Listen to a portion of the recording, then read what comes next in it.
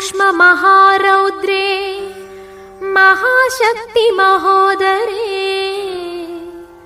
महापापहरे देवी महालक्ष्मी नमोस्तुते।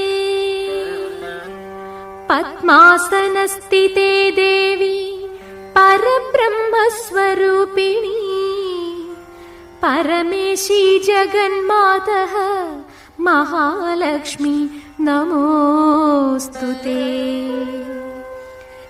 श्वेतांबरधरे देवी नानालंकारभूषिते जगत्स्थिते जगन्मातः महालक्ष्मी नमोस्तुते।